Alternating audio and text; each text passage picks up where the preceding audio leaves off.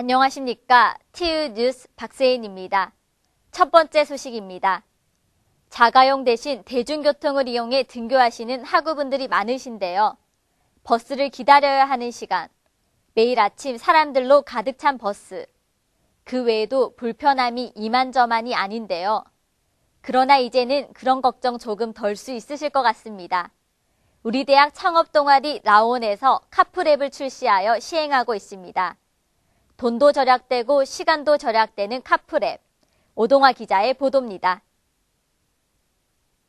4월 20일 우리 대학 창업 동아리 라온팀이 캠퍼스 카풀 모바일 앱을 출시했습니다. 캠퍼스 카풀 앱은 우리 대학 전용 버전으로 만들어졌으며 스마트폰을 사용하는 재학생들이면 누구든 앱을 다운받아 사용할 수 있습니다. 저희가 작년에 EBS 다큐멘터리 촬영을 한 적이 있었습니다.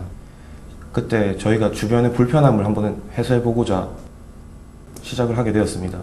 아무래도 학생들이다 보니 등하교에 대한 불만이 많았습니다. 그래서 저희는 그것을 해결해보고자 저희 방식대로 방법을 찾던 도중 앱을 선택을 해서 앱으로 제작을 하게 되었습니다. 이 앱은 운전자와 탑승자 두 가지 버전으로 나뉩니다.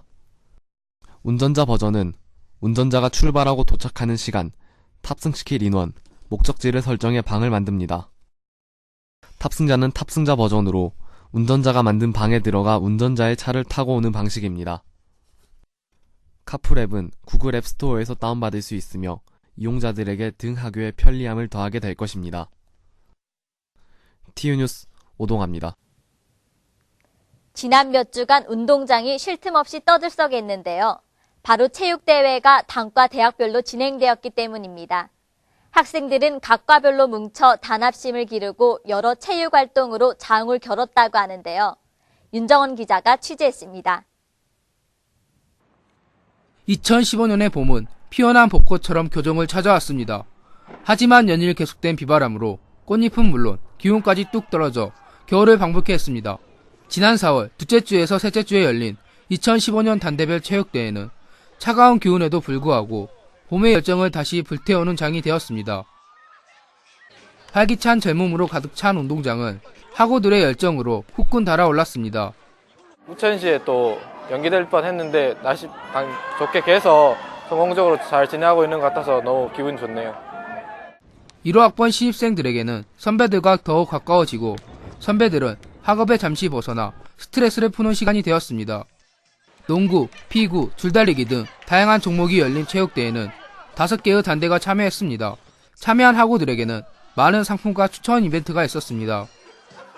2015년 단대 체육대회는 언제든 누구나 즐길 수 있도록 했으며 우리 대학 생활에 있어 건전하고 활기찬 힘을 주고 학생들의 건강 증진에도 도움이 된 유익한 행사로 마무리되었습니다. TU 뉴스 윤정원입니다. 우리 대학이 지난 4월 11일 개교 38주년을 맞았습니다. 그에 따라 개교 기념식이 4월 10일 중앙도서관 대회의실에서 열렸는데요.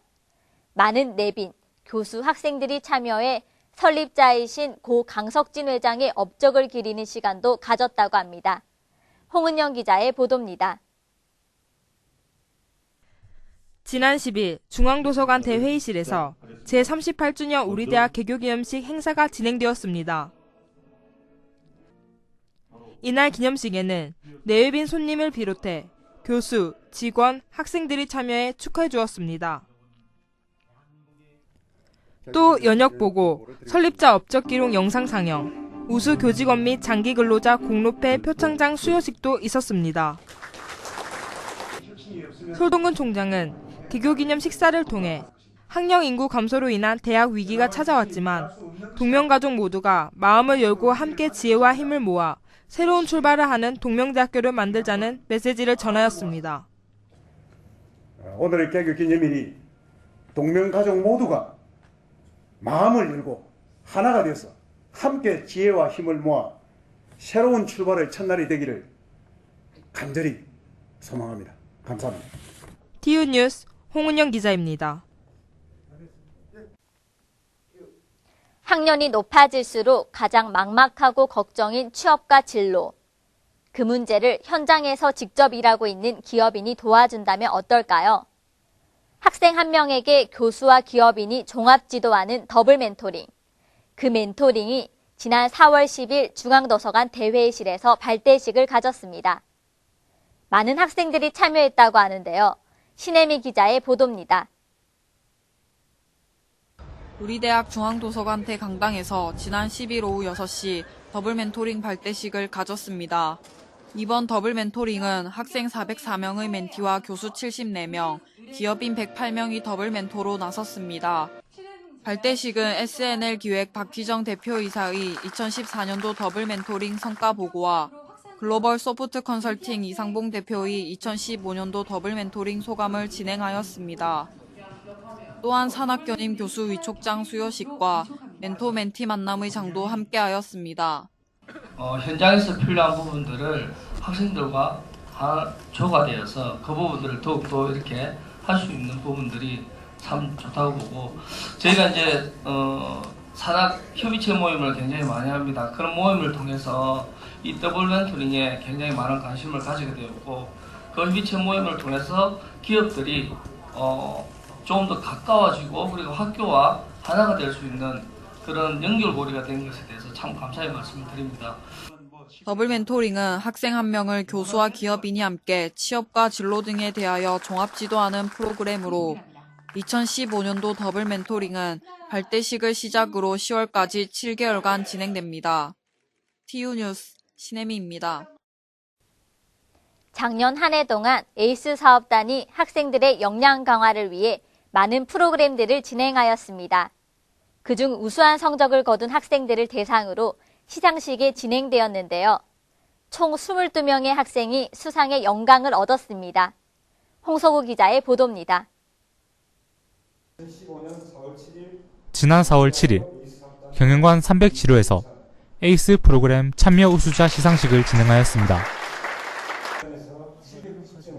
이번 시상식에서는 동명이인 인명 양성 프로그램 외 15개 프로그램에서 간호학과 조기현 외 23명이 함께 상장과 상금을 받고 사진을 찍으며 기쁨을 나누었습니다. 이번에 에이스 사업단에서 참여 우수상을 받게 되어서 정말 기쁘고요.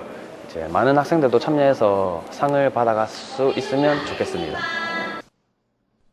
에이스 산업에서는 다음 시상식에도 세계선센터, 직무 역량 강화 프로그램 등 많은 행사를 열어 참여 우수자를 선정할 예정입니다. TU 뉴스 홍석우입니다. 어느덧 핑크빛 캠퍼스는 사라지고 점점 초록잎들이 자라나기 시작합니다. 겨우내 움츠렸던 나무들이 기운을 되찾고 있다는 증거가 아닐까요? 따뜻한 4월의 학교를 보시며 이만 뉴스를 마치겠습니다. 시청해주신 여러분 고맙습니다.